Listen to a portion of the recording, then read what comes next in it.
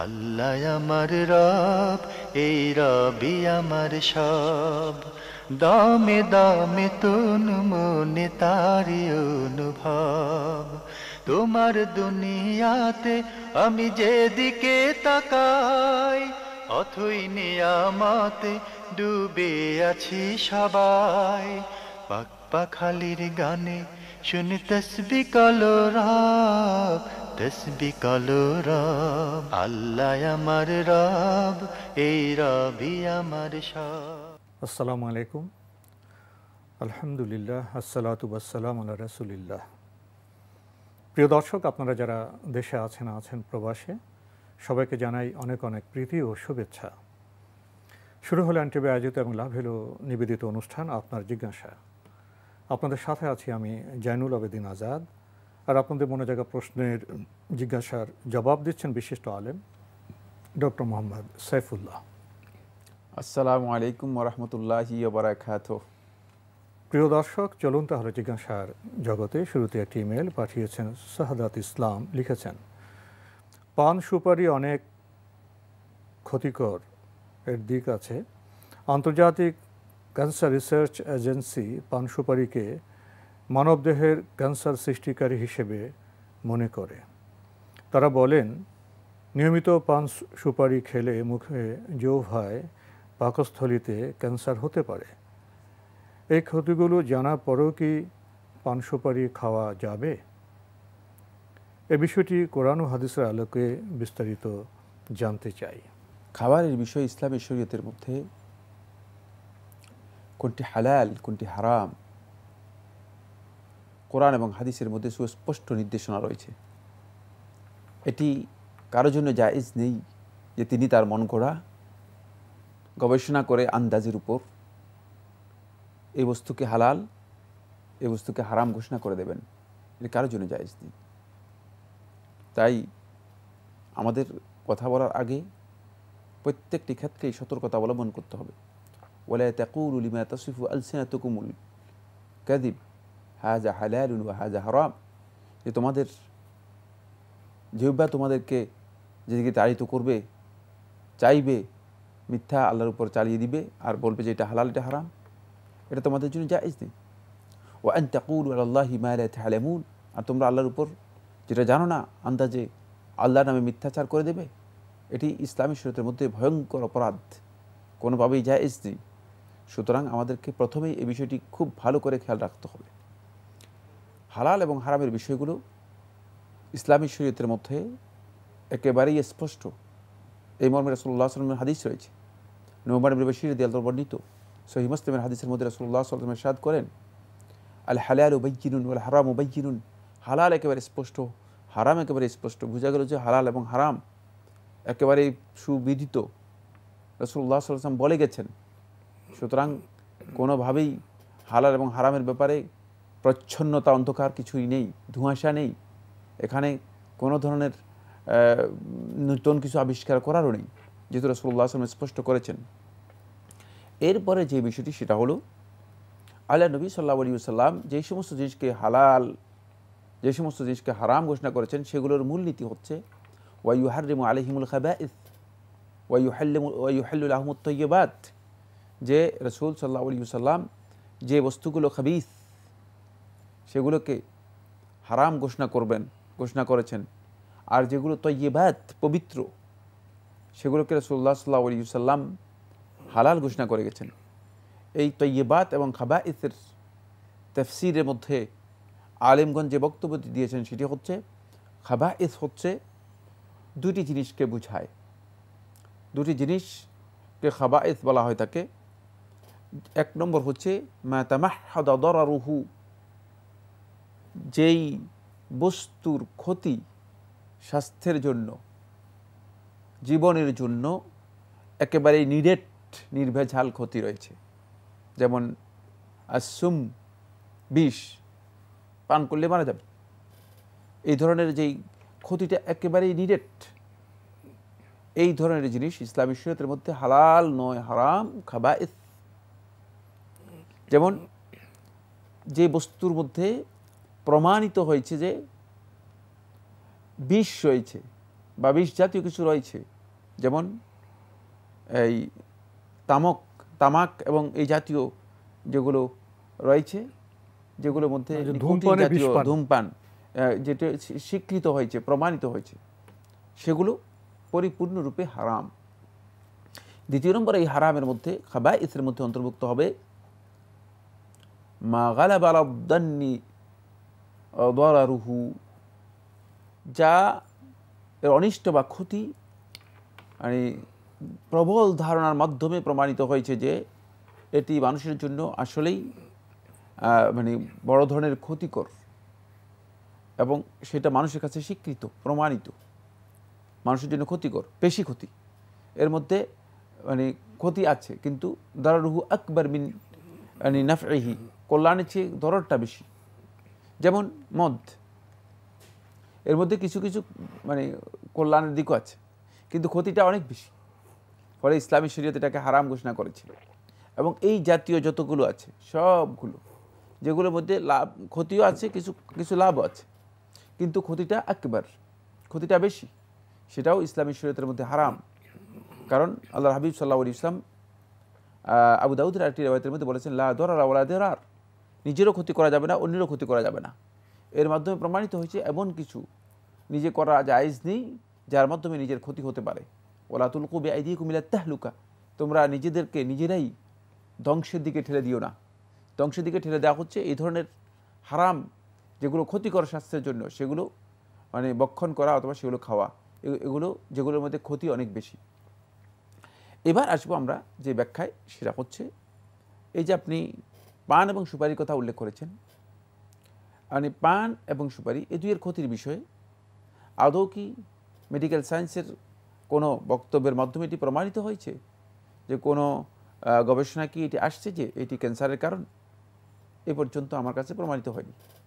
এবং আপনি কোথাকার সেই তথ্য উল্লেখ করেছেন আমার জানা নেই যে কে বলেছে এটা ক্যান্সারের কারণ হতে পারে।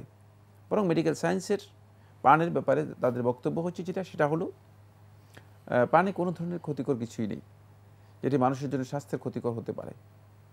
আর সুপারির ব্যাপারে যেই গবেষণা এসেছে সেটা হচ্ছে সুপারি ডায়াবেটিসের জন্য উপকারী, কোনো কোনো রোগের ক্ষেত্রে সুপারির জন্য উপকারিতা রয়েছে। আর সুপারির কোনো কোনো ক্ষেত্রে একথা উল্লেখ করা হয়েছে, সুপারির মধ্যে কিছু বিষয় রয়েছে যেগুলো হয়তো ক্যান্সারের কারণ হতে পারে বা সম্ভাবনা হতে পারে। এ ধরনের ক্যান্সারের সম্ভাবনা হতে পারে অনেক জিনিসের মধ্যেই উল্লেখ করা হয়ে থাকে। মানে এই ধরনের আমাদের মানে নিয়মিত যে খাবারগুলো আছে, নিয়মিত প্রায় সমস্ত খাবারের মধ্যেই মানে ক্যান্সারের উপাদান মানে আছে, কিন্তু সুপারির মধ্যেও বিভিন্ন স্তর আছে। কাঁচা সুপারির এক অবস্থা আর শুকনো সুপারির আরেক অবস্থা। মানে আমি টোটাল গবেষণাটাকে মানে একেবারে এক কথাই বলে দিলাম, সেটা হচ্ছে মানে এই সম্ভাবনার কথা উল্লেখ করা হয়েছে, কিন্তু নিশ্চয়তা নয়, আর এটি নিশ্চিত নয়। ফলে মানে ইসলামী শরীয়তের মধ্যে পান এবং সুপারি এটি খাওয়া হারাম বা নিষিদ্ধ নয়। খেয়াল রাখতে হবে, যেটা খাওয়া নিষিদ্ধ নয়। কারণ আমরা নিষিদ্ধের যে মানে দলিল আমাদের কাছে আছে, সেই দলিল অনুযায়ী আমরা এটাকে হারাম বলার কোনো দলিল আমাদের কাছে নেই। আন্দাজে আমরা তো হারাম বলতে পারবো না। কিন্তু খেয়াল রাখতে হবে যে বিষয়টি, সেটা হলো এই পান এবং সুপারি এটি এমন একটি অভ্যাস, যে অভ্যাসের মাধ্যমে মানুষ নিয়মিতই দেখা যায় যে অনেক সৌজন্যতা, অনেক সৌন্দর্য এর মাধ্যমে ব্যাহত হয়। তার মধ্যে আল্লাহর হাবিব সাল্লাল্লাহু আলাইহি ওয়াসাল্লামের একটি নিয়মিত মানহাজ ছিল, নিয়মিত একটি কর্মপদ্ধতি ছিল যেটা তিনি অনুসরণ করতেন। তিনি সবসময় মুখ পরিচ্ছন্ন রাখতেন, পরিষ্কার রাখতেন। আর কোনো কারণে যদি মুখের মধ্যে কোনো কারণে গন্ধ হয়ে যেত, নবী সাল্লাল্লাহু আলাইহি ওয়াসাল্লাম মানে তাড়াহুড়ো করে দ্রুত মেসওয়াক করে নিতেন। নবী সাল্লাল্লাহু আলাইহি ওয়াসাল্লাম শোয়ার থেকে উঠার পরেও মেসওয়াক করতেন, শোয়ার আগেও নবী সাল্লাল্লাহু আলাইহি ওয়াসাল্লাম মেসওয়াক করতেন। নবী সাল্লাল্লাহু আলাইহি ওয়াসাল্লাম মেসওয়াক করতে মানে নির্দেশ দিয়েছেন, যদিও এটাকে ওলামায়ে কেরামগণ সুন্নাহ বলেছেন, কিন্তু এটি নির্দেশ, এই ব্যাপারে নির্দেশ এসেছে। তাই মেসওয়াক অত্যন্ত গুরুত্বপূর্ণ একটি বিষয়। কিন্তু দেখা গিয়েছে যে যারা এই পান এবং সুপারিতে অভ্যাস মানে নিয়মিত অভ্যাসে পরিণত হয়, অভ্যাস করে নেন, দেখা যায় যে তারা মেসওয়াকে তাদের কোনো গুরুত্ব নেই, মুখ পরিষ্কার করার কোনো গুরুত্ব নেই, আর মুখের মধ্যে তাদের বিভিন্ন ধরনের গন্ধ হয়ে যায়। এই সাথে তারা যুক্ত করেন অতিরিক্ত, যেটা হচ্ছে নিকোটিন, বিষ হচ্ছে যেটা, এটাকে কি বলা হয় থাকে সাদা সাদা পাতা, জর্দা অথবা সাদা পাতা। আসলে আমার যেটা মনে হচ্ছে, আমাদের ভাই প্রশ্ন করেছেন, ইনি মূল জিনিসটা এখানে অমিট করেছেন। আসলে পান সুপারি এবং জর্দাটা যুক্ত হওয়া দরকার ছিল। মানে ক্যান্সারের কথা চলে আসে জর্দা বা সাদা পাতা ব্যবহারের কাছে, উনি ওনার প্রশ্নের বিষয়টি নাই, তিনি ওই কথা উল্লেখ করেন। তো সেক্ষেত্রে মানে যদি সাদা পাতা এখানে যোগ হয়ে যায়, যেটা জর্দা রূপে রূপে নানাভাবে নিয়ে আসা, যেটা এটি ইসলামী শরীয়তের মধ্যে হারাম, কোনো সন্দেহ নেই। কারণ হচ্ছে এর মধ্যে তাহলে যদি আপনার পান সুপারির সাথে জর্দা যুক্ত করে খায় তাহলে সেটা তো ক্ষতিকর হবে। এটা তো ক্ষতিকর, কোনো সন্দেহ নেই, এটা পরিপূর্ণ ক্ষতিকর। কারণ এর মধ্যে মানে এই মানে যেটা জর্দা সাদা পাতা, তামাক পাতা অথবা জর্দা অথবা সাদা পাতা, এটি পরিপূর্ণরূপে ইসলামী শরীয়তের মধ্যে হারাম। কারণ এর ক্ষতির ব্যাপারে কোনো ধরনের কোনো যুগে, মানে বর্তমান যুগে এবং পূর্ব যুগে, যে যুগেই ছিল, কেউ দ্বিমত পোষণ করেন নাই এটা যে ক্ষতিকর, কোনো সন্দেহ নেই। তবে শুধু পান বা সুপারি খাওয়া এক বিষয়, এবং পান সুপারির সাথে সর্দা যুক্ত করে খেলে এটা আরেক বিষয়, তখন সেটা হারাম, জর্দার কারণে সেটা হারাম, জর্দার কারণে হারাম হয়ে যাবে। এটাই আমাদের কাছে স্পষ্ট হলো, পরিষ্কার হলো। আল্লাহ আমার রব, এই রবি আমার সব। আল্লাহ আমার রব, এই রবি আমার সব। আপনার জিজ্ঞাসায় আমরা প্রশ্ন পড়ছি। হাতে যে ইমেলটি পাঠিয়েছেন ঢাকা থেকে সাজু, আপনার আগের ইমেল আরেকটি প্রশ্ন রয়ে গেছে। আপনি লিখেছেন, করোনার ক্রান্তিকাল আজকাল পীরে কামেল খাজা বাবারা জুম ভিত্তিক ওরস পালন করেন। তারা এবং তাদের খাদেমরা এলান করেন যে আজ ফজর বাদ আখেরে মোনাজাত, দিনে ইশকে মোহাম্মদ হাব্বে ও ইমানের মা মহান সাধক হজরত খাজা বাবা এর পবিত্র ওরস মোবারক স্থলে যথাযথভাবে অনুষ্ঠিত হবে। এই ওরস অনুষ্ঠানে জুমের ভিত্তিতে সরাসরি সম্প্রচার হবে। অতএব যার যার অবস্থান থেকে জুম মিটিংয়ে অংশগ্রহণ করে অশেষ সওয়াব হাসিল করুন। আমার প্রশ্ন হচ্ছে, এভাবে জুমে অংশগ্রহণ করে কি অশেষ সওয়াব হাসিল করা যায়? উল্লেখ্য, এভাবে তারা জুম ভিত্তিক দুই ঈদের নামাজ ও অন্যান্য ইবাদতও পালন করে থাকেন। কোরআন হাদিস অনুযায়ী এর জবাব দিলে বাধিত হব। যদি কেউ দাবি করে থাকেন এই পৃথিবীর মধ্যে যে তিনি সওয়াব দিতে পারেন, সওয়াব বিতরণ করতে পারেন, তার কাছ থেকে মানুষ সওয়াব নিতে পারবে, অশেষ সওয়াব লাভ করতে পারবে, তাহলে তিনি তাগুত, সীমালঙ্ঘনকারী এবং কাফেরের চেয়ে বড় ভয়ঙ্কর অপরাধী। কাফের শুধু কুফরি করেছে, কিন্তু তাগুত হচ্ছে যে আল্লাহ রাব্বুল আলামিনের ক্ষমতার মধ্যে হস্তক্ষেপ করে আল্লাহ রাব্বুল আলামিনের হককে নিজের জন্য দাবি করেছে, সে হচ্ছে তাগুত। সুতরাং এই ব্যক্তি সবচেয়ে বড় তাগুত হবে। প্রশ্নই আসে না জুম মিটিংয়ের মাধ্যমে, জুমের মাধ্যমে আপনি সওয়াব লাভ করে যাবেন। সওয়াব রসগোল্লা তো এমনিতেই পাওয়া যায়, এত সহজ নয়। তাই যে সমস্ত বন্ধুগণ এই কথাগুলো বলেছেন বা এই ধরনের প্রচারণা করতেছেন, এগুলো ভয়ঙ্কর ধরনের প্রতারণা। সওয়াব জুমের মাধ্যমে আপনি নিয়ে নেবেন, তাহলে তো আর কোনো কাজই করার দরকার নেই, শুধুমাত্র জুমে বসে থাকলেই হলো। এই যে প্রচারণা যেগুলো হচ্ছে, এর উদ্দেশ্য হচ্ছে একটাই, সেটা হলো নিজেদের ভক্তদেরকে বৃদ্ধি করা এবং ভক্তদের কাছ থেকে কিছু ইনকাম করা। ভক্তদের অনেকের এই যে কোভিডের কারণে, করোনার কারণে ভক্ত ছুটে যাচ্ছে, তখন ভক্তদেরকে ধরে রাখতে হবে। তখন তারা এই ভক্তের সিস্টেমটা, মানে এই পীর মুরিদির যে সিস্টেমটা আছে, এই তন্ত্রটাকে তারা এখন মানে ডিজিটালাইজড করে, ডিজিটাল ওয়েতে মানে এদেরকে নিয়ে আসার জন্য চেষ্টা করতেছে, যাতে করে এরা ছুটে না যায়। কারণ এই মুরিদরা ছুটে গেলে তো পীর সাহেবের ইনকাম শেষ হয়ে যাবে। পীর সাহেবের যেই মানে তিনি যে কোম্পানি খুলেছেন ধর্মের নামে, ইসলামের নামে, সেই কোম্পানিতে ভাটা পড়ে যাবে, দেউলিয়া হয়ে যাবে। এই কারণে ওই কাজটি এই পীর সাহেব মানে ধরে রাখার জন্য চেষ্টা করে যাচ্ছেন।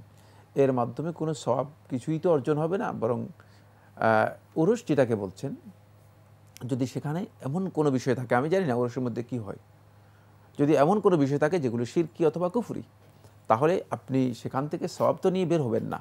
হতে পারে যে আপনি ইমানটা বিক্রি করে কাফের হয়ে, একজন সাচ্চা কাফের হয়ে জুম থেকে বেরিয়ে আসবেন, আপনি আর ইসলামের উপরেই থাকতে পারলেন না। সুতরাং এই ধরনের কাজে লিপ্ত না হয়ে আল্লাহ এবং তার রাসূলের নির্দেশনা যেগুলো রয়েছে সেগুলোর মধ্যে লিপ্ত হন। ইসলাম ঠাকুরতন্ত্রকে অথবা মানে এই মধ্য সত্যভোগীকে, পীরতন্ত্রকে ইসলাম কোনোভাবেই অ্যালাউ করে না। কারণ আল্লাহ এবং তার রাসূলের মাঝে মানে বান্দার এমন কোনো ব্যক্তিকে রাসূলুল্লাহ সাল্লাল্লাহু আলাইহি ওয়াসাল্লাম কোনো ধরনের দায়িত্ব বা কর্তব্য দিয়ে যান নাই যে মধ্যসত্যভোগী হতে পারে। বরং রাসূল সাল্লাল্লাহু আলাইহি ওয়াসাল্লাম নিজেও আল্লাহ এবং বান্দার মাঝে বলেন নাই যে আমাকে তোমরা এখানে মাঝখানে কি করো, দাঁড়াননি, ইনক্লুড করো, এই জন্য যুগে যুগে আল্লাহ তাআলা বলতেছেন, সমস্ত নবীদের বক্তব্য ছিল কুনু ইবাদান লিল্লাহ, তোমরা আল্লাহর বান্দায় পরিণত হও। একথা বলে না যে তোমরা আমার বান্দায় পরিণত হও, একথা বলে না যে তোমরা আমার ভক্তে পরিণত হও। কুনু মুরিদিন লিল্লাহ, তোমরা আমার মুরিদে পরিণত হও। এই কথা একবারের জন্য কোনো যুগে কোনো নবী এবং রাসূলগণ বলেন নাই যে তোমরা আমাদের মুরিদে পরিণত হয়ে যাও। বরং নবী এবং রাসূলগণ যাদেরকে সবচেয়ে কাছে রেখেছেন তাদেরকে বলেছেন যে আনতুম আসহাবি, তোমরা হচ্ছে আমার সাথী, তোমরা আমার সাথী। একথা বলেন নাই, মুরিদ বলেন নাই, তোমরা আমার সাথী, আমরা সবাই আল্লাহর সাথী, আমরা সবাই আল্লাহর বান্দা। এই জন্য আল্লাহ তাআলার বান্দেগীর দিকে যদি আমরা ধাবিত হতে পারি তাহলে আমরা ঈমানের উপর অবিচল থাকতে পারবো। আর যদি আল্লাহর বান্দেগীতে না আসি তাহলে আমরা ইসলাম থেকে বেরিয়ে যাব। বন্ধুগণ, ইসলামের মানে মৌলিক 3টি বিষয় রয়েছে যার মাধ্যমে একজন ব্যক্তি মুসলিম হয়। তোর মধ্যে 3য় নম্বরে যে পয়েন্টটি সেটা হচ্ছে মুসলিম অবশ্যই শিরক থেকে এবং শিরকের সাথে সম্পৃক্ত যারা আছে তাদের থেকে নিজেকে পরিপূর্ণরূপে সম্পর্ক ছিন্ন করতে হবে। যদি শিরক থেকে সম্পর্ক ছিন্ন করতে না পারেন আর যারা শিরকে লিপ্ত আছে তাদের কাছ থেকে সম্পর্ক ছিন্ন করতে না পারেন তাহলে আপনি কোনোভাবেই ইসলামের পরিচয় দেওয়ার অধিকার রাখেন না, মুসলিমই না, প্রশ্নই আসে না। সুতরাং এই সমস্ত কাজগুলো যদি শিরকি হয় থাকে এগুলোর সাথে সম্পর্ক পরিপূর্ণরূপে ছিন্ন করে মুসলিম হওয়ার জন্য আগে চেষ্টা করুন, তাহলে আপনি ইসলামের উপর আসতে পারবেন, অন্যথায় ইসলামেই আসতে পারবেন না। এগুলোর সামান্যতম কোনো ইসলামের স্থান নেই এ ধরনের কাজের। কারণ কোনো পীর, কোনো বুজুর্গ, কোনো কুতুব, কোনো খোজা যার কথা বলছেন এই ধরনের কোনো ব্যক্তি কোনো দিন মানে নিজেরই তো তার মানে কিয়ামতের দিন তার অবস্থান কী হবে তিনি সেটাই জানেন না, কিভাবে আপনাকে তিনি সহযোগিতা করতে পারেন।